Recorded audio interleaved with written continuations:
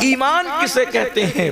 اگر دو جملوں میں بیان کیا جائے تو میں اتنا کہہ سکتا ہوں، اللہ کے رسول صلی اللہ علیہ وآلہ وسلم اللہ کی طرف سے جو کچھ لے کر کے آئے اس کو دل سے ماننا اور زبان سے اس کا اعلان کرنا، اس کا نام ایمان ہے۔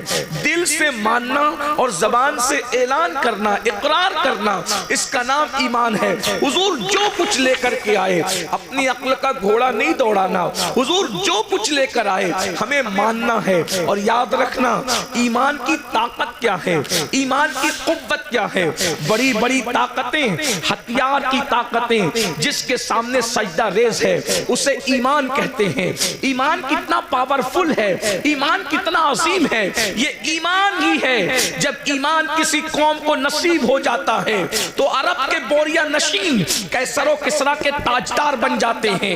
ایمان جب نصیب ہو جاتا ہے، ایمان جب کسی کو نصیب ہو جاتا ہے تو اللہ اکبر، وہ لوگ جو نمک اور کافور میں فرق نہیں کر پاتے تھے وہ آسمان ہدایت کے تارے بن جاتے ہیں۔ ایمان جب کسی قوم کو نصیب ہو جاتا ہے تو بحر ظلمات میں وہ گھوڑے دوڑاتے ہیں تو گھوڑوں کی ٹاپیں بھی اللہ اکبر پانی سے بھیگتی نظر نہیں آتی۔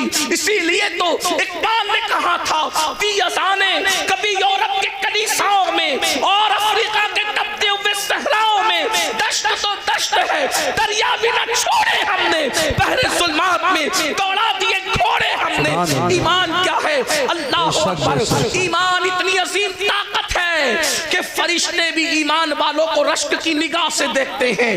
ایمان اتنی عظیم قوت ہے کہ اللہ اکبر، دیوان گانے عشق محمد کو دیکھ کر گھبرا گئی ہے گردش دورہ، کبھی کبھی گردن میں ہاتھ ڈالے ہیں ماہ و نجوم نے، گزرا ان حدوں سے مسلمان کبھی کبھی ایمان کامل نصیب ہو جاتا ہے تو فرشتے باز نیچے رہ جاتے ہیں، مومن کامل کا مرتبہ اس سے بلند ہو جاتا ہے۔ اللہ اکبر، ارے یہ ایمان ہی ہے۔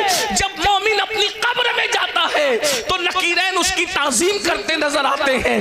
ایمان والے کی تعظیم صرف زمین کے اوپر نہیں ہوتی بلکہ زمین کے اندر بھی ہوتی ہے۔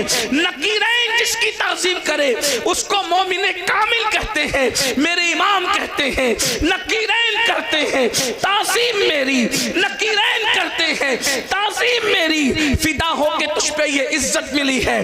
یاد رکھنا ایمان وہ قوت ہے، ایمان والوں سے کبھی کوئی جیت نہیں سکا، ایمان والے کبھی ہارے نہیں۔ قرآن کہتا ہے وَأَنْتُمُ الْعَالَوْنَ إِن كُنْتُم مُؤْمِنِينَ، تمہیں سر بلند ہو، تمہیں کامیاب ہو اگر تم مومن ہو۔ ایمان کو سمجھا کیا ہے، ایمان کی شان کو سمجھا کیا ہے؟ اسی لیے انسان اپنے حسن سے ناواقف ہے، انسان اپنے حسن سے ناواقف ہے۔ دوسرے آپ کے حسن کو دیکھ کر اندازہ لگا رہے ہیں کہ آپ کتنے حسین ہیں۔ حضرت بیدم شاہ وارسی نے کہا تھا اپنی ہستی کا گر حسن نمایاں ہو جائے، آدمی اپنے انوار پہ شیدا ہو جائے۔ ہمارا ایمان کا جو حسن ہے دوسرے سمجھ رہے، منکرین اسلام سمجھ رہے کہ ایمان کی طاقت کیا ہے، اسی لیے وہ ہم سے ہماری روزی نہیں چھیننا چاہتے۔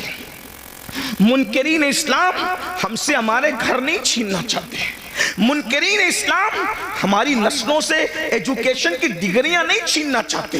منکرین اسلام اگر ہم سے کچھ چھیننا چاہتے ہیں ہمارا ایمان چھیننا چاہتے ہیں، ہمارا عقیدہ